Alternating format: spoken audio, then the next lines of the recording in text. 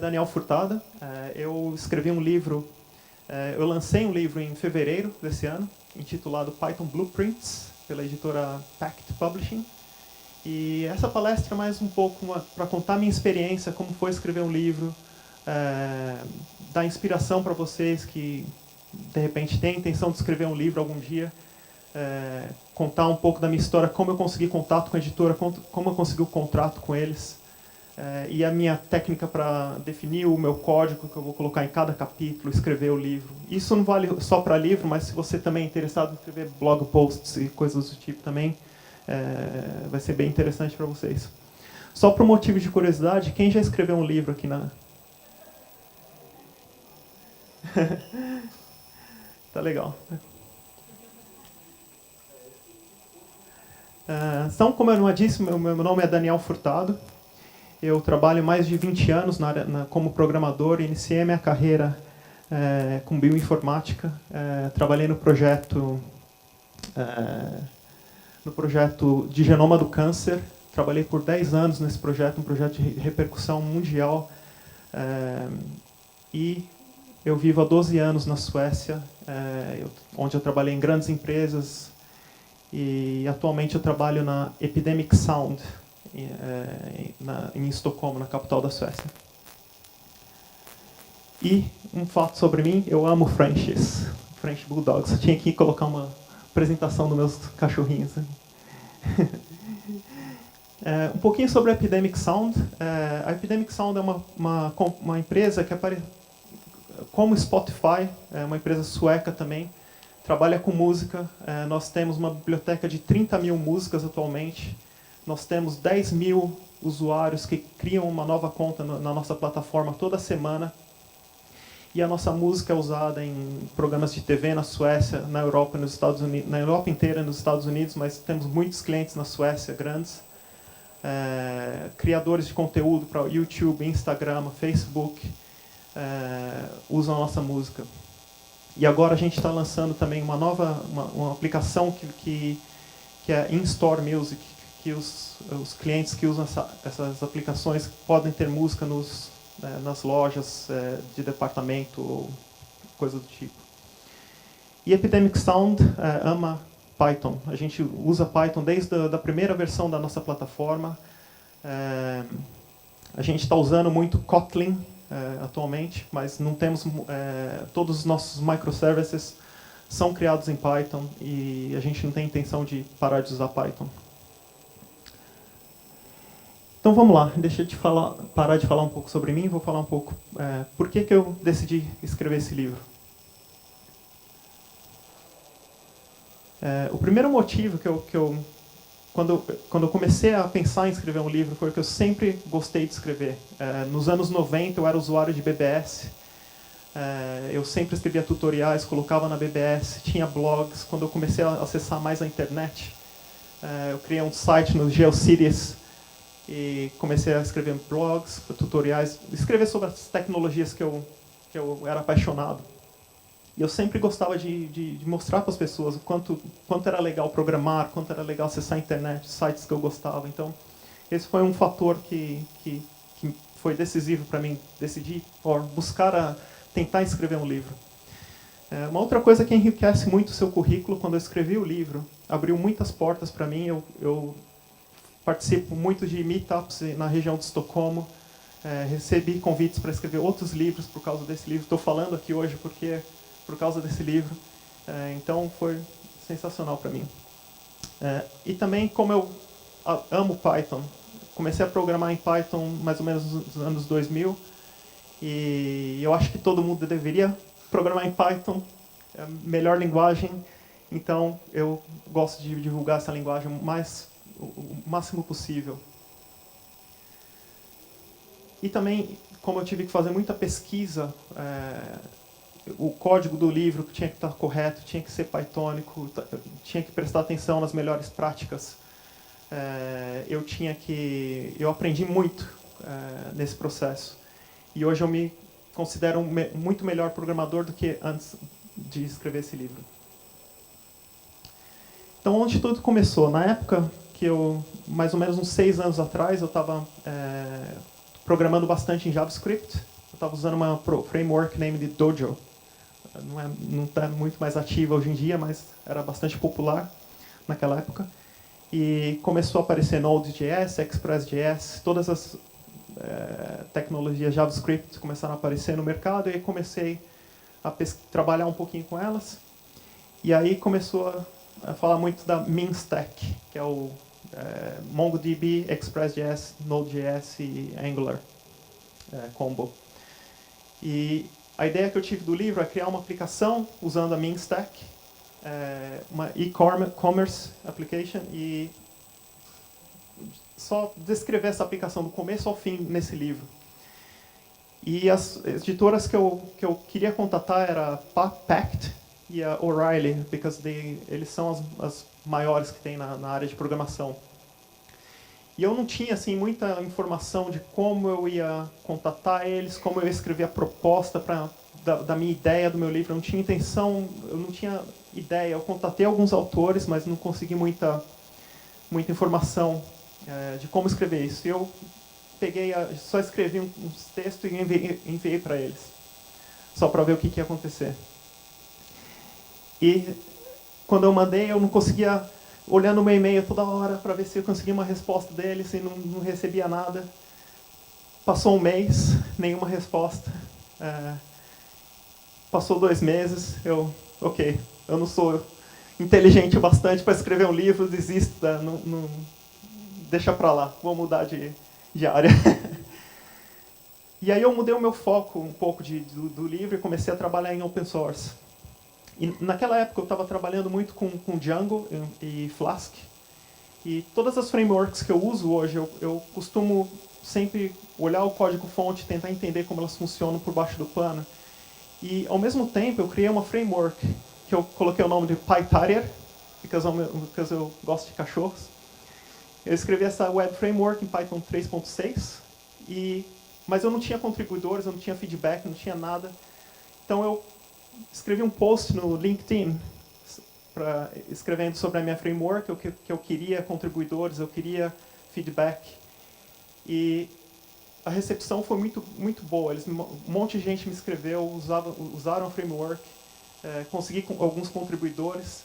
Até mesmo o Michael Kennedy, do podcast Talk Python to Me, put a like, colocou um coraçãozinho no meu projeto, então foi muito legal.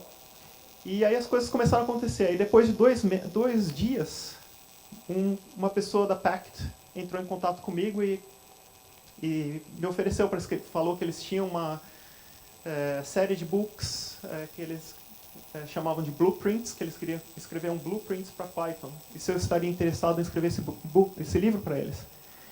E aí eu consegui o contrato. Nem falei que eu tinha contatado eles antes, eles disseram não, nada. Eu aceitei na hora. E aí o que eu aprendi com essa história?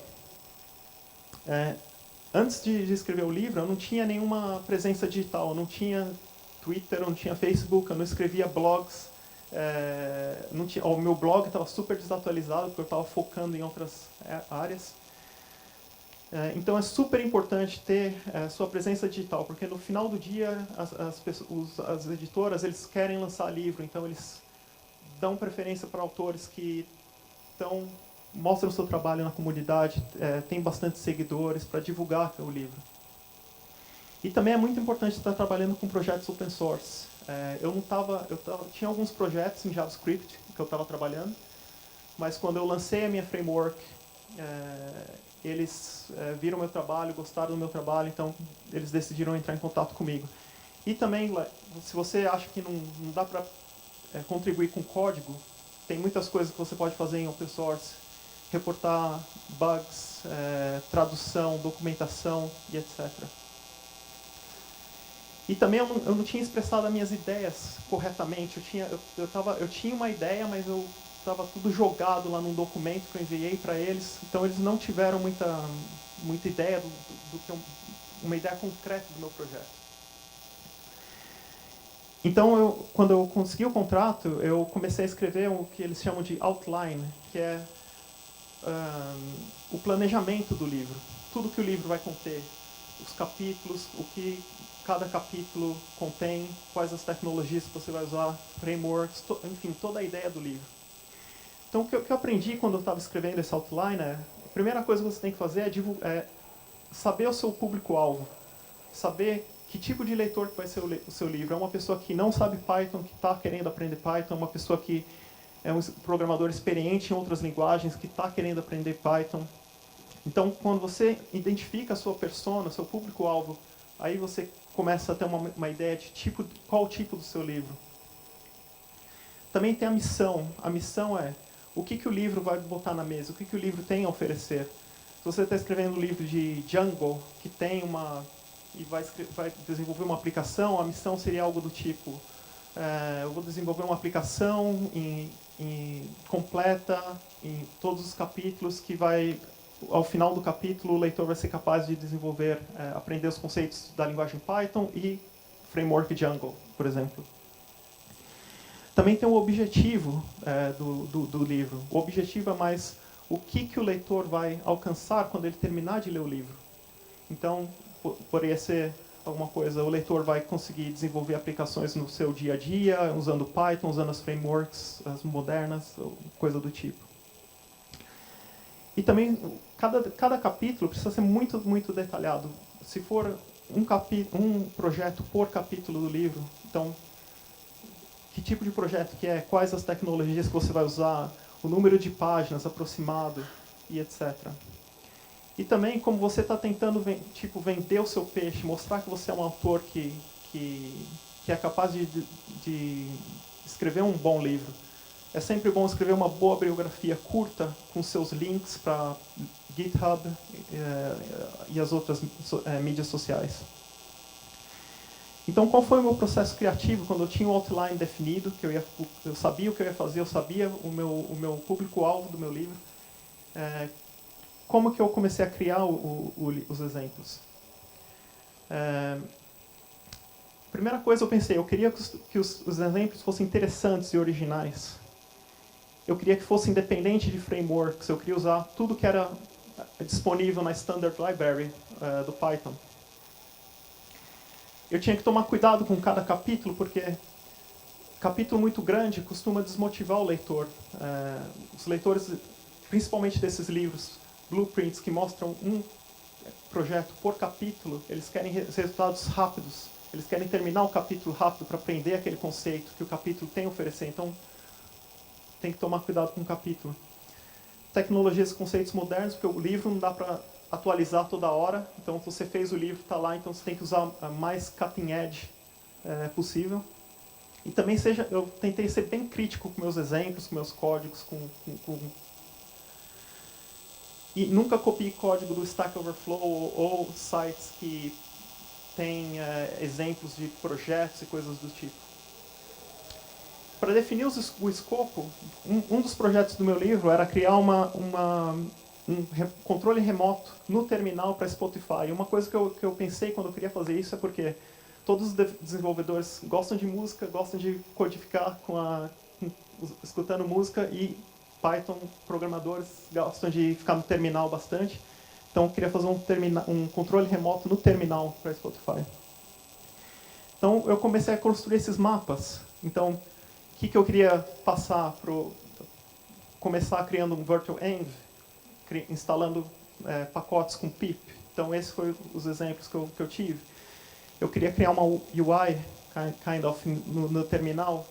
Então estava usando curses porque já tem disponível na Standard Library.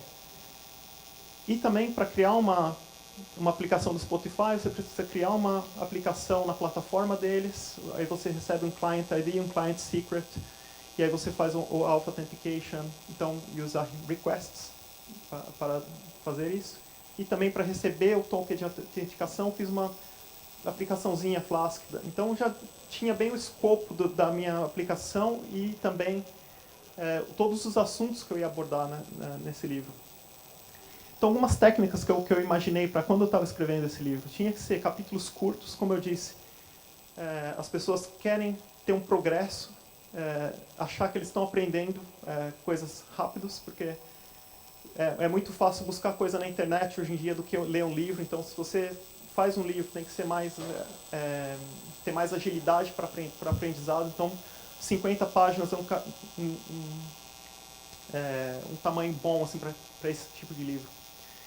Também eu gosto sempre de participar assim, na jornada de aprendizado do leitor também. Mostrar através do texto que eu estou segurando ele na mão, entendendo as dificuldades, que é aprender uma nova linguagem e esse tipo de coisa. Também, se você conhece a sua persona, você vai definir a maneira que você apresenta o seu código. Se a sua persona é uma pessoa que está começando em Python, talvez não é uma boa ideia começar com coisas muito avançadas, mas começar do inicial e aí aumentando gradualmente, porque vai ajudar o leitor no processo de aprendizado. E explicar os termos com clareza. Tem termos, se você está escrevendo em português, tem termos que é melhor usar em inglês, ou vice-versa. Se você menciona alguma tecnologia que você não pretende usar, ou não pretende explicar em detalhes no seu texto, coloque links para o leitor pode buscar mais informação e aprender mais sobre aquele assunto. E também prestar atenção com os termos usados. Eu cansei de ver blog posts e até livros que chamaram Dunder Init nas classes de construtor, e quando na verdade é o inicializador da classe. Então tem que tomar muito cuidado com esse tipo de coisa. E também o que eu chamo de copy and paste test, que eu percebi que muitos leitores eles compram um PDF ou vai na internet, começa a ler o livro, e eles começam a acompanhar o livro, começam a copiar o texto, cola no editor e tenta rodar. Então, quando eu terminei o capítulo, eu fiz o teste de fazer a mesma coisa, copiar o código que estava no livro, copiar no editor de texto e rodar. Porque quando o leitor roda o programa e não consegue executar, ele vai ficar decepcionado, vai achar que o problema é dele, vai parar de ler o livro, vai ficar com raiva, vai desistir da linguagem. Então, é super importante que tudo funcione passo a passo. Eu fiz esse teste um por um, até o final do livro. Então, aqui é um pouco de publicar pela uma editora ou fazer uma self-publishing comparação. Publicar um livro pela uma editora é muito bom porque eles têm uma ótima plataforma. Pact, por exemplo, tem uma plataforma para escritores que você vai lá, escreve o seu livro, é parecido com o WordPress. Você pode escrever tudo lá e não tem... a formatação é toda feita para você, eles tomam cuidado da trabalho gráfico, divulgação, revisores de texto, code review, eles dão suporte para você em tudo que você precisa, eles pagam adiantados, royalties. Mas tem um problema que me estressou bastante, é que eles mudam o deadline sem comunicar somente para o escritor. E aí, no final do livro, como eles queriam lançar um pouquinho antes, eu tive que trabalhar dia e noite para terminar o livro, para cumprir o deadline.